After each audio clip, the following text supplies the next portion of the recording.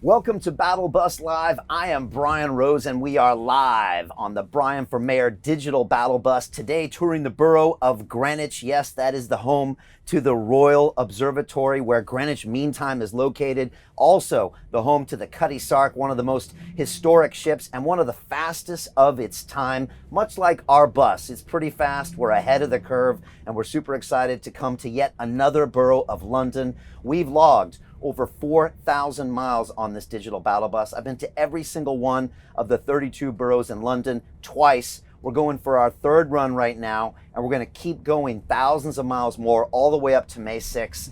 And we plan on electing a new mayor for London on May 6th. We're so excited by the support. We're getting so much love in the media. We were in the Evening Standard yesterday on a 2-page spread. I'll be talking about that shortly.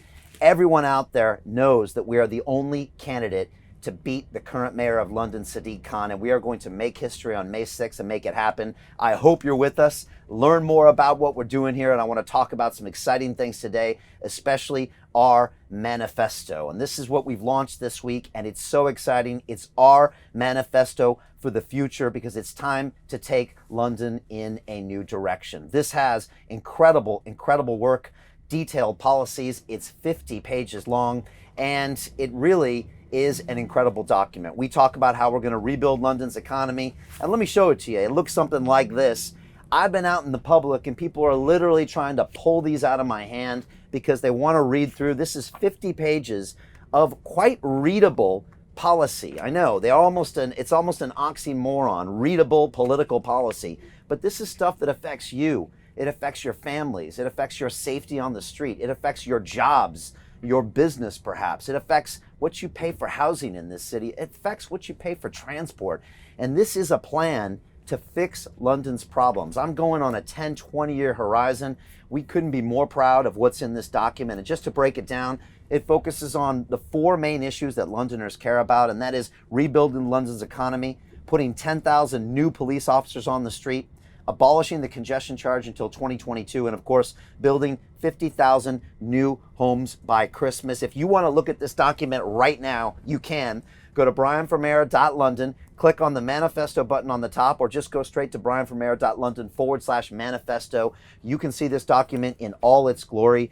And, let me be honest with you. 8 months ago, I started learning about London. I started learning about all of its problems. I really started from scratch, but I called up some of the best in the business. I had them on my show, London Real, and I started having detailed conversations with members of the House of Lords. I contacted senior members of the Metropolitan Police. I contacted senior high-level officials inside TfL, our Transport for London. I spoke with architects, entrepreneurs, doctors, scientists, Nobel Prize winners, and also everyday people on the streets that came up to me and said, "Brian, I don't feel safe.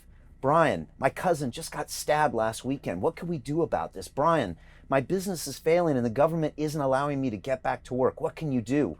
Brian, I can't afford to live in this city. I'm a nurse. I'm a teacher. I'm a firefighter. How can you help?" This is real people telling me this stuff. And I put it all together in massive sheets and massive documents. And we created this manifesto. And this shows that we are head and shoulders above any other candidate out there, including the ones of the 2 parties that have had hundreds of years to work on these things and tens of millions of dollars and pounds in donations from corporations. We have still come up with a manifesto that's better. And again, the response has been absolutely incredible. And again, this document is readable. My 4-year-old son, Caden, has been busy reading it at night at home, and he really can actually understand what's going on. He sees the houses, he sees the great celebration, he sees the police officers, he sees what we're going to do in the communities, he sees how we're going to fix Transport for London, he sees how we're going to make London digital first and free broadband for all, he sees how we're going to protect our freedoms of speech, and of course do it all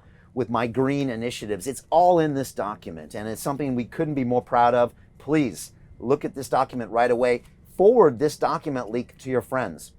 Post it on your social media feeds, brianformayor.london/manifesto, and you'll say, "This is the guy I was talking about. Look at these ideas." This shows that it's not just about buses and billboards and flashy suits. This is the real stuff here. These are the answers that's going to solve our problems in London. And again, we just couldn't be more excited. And I want to thank all of the people behind the scenes that helped me create this. And I'm talking about those high-level officials down to the everyday people I meet in the streets. And again, that's what I'm doing here. I've been out on the streets for the past 4, 5, 6 months talking with real Londoners. Sometimes the police come and tell me I can't, but we've kept going. Today I'll be out on the streets of Greenwich talking to you. And I think that's a very different type of mayor than the one in City Hall, who, when you've seen recently, just weeks ago, when citizens of London came to see him in Enfield and ask him, why are you building these LTNs in our neighborhood? Why are you failing us on knife crime? He literally had to hide in a coffee shop for an hour, and then he ran away from his own citizens, the people he's supposed to represent, the people that he's supposed to get votes from. And now he hasn't made a public appearance since, and I've been told inside the Labour Party he's not allowed to go out in public. Now that does not seem someone that should be our next mayor. You need someone that can come out here and talk to you, and that's what we're here to do today.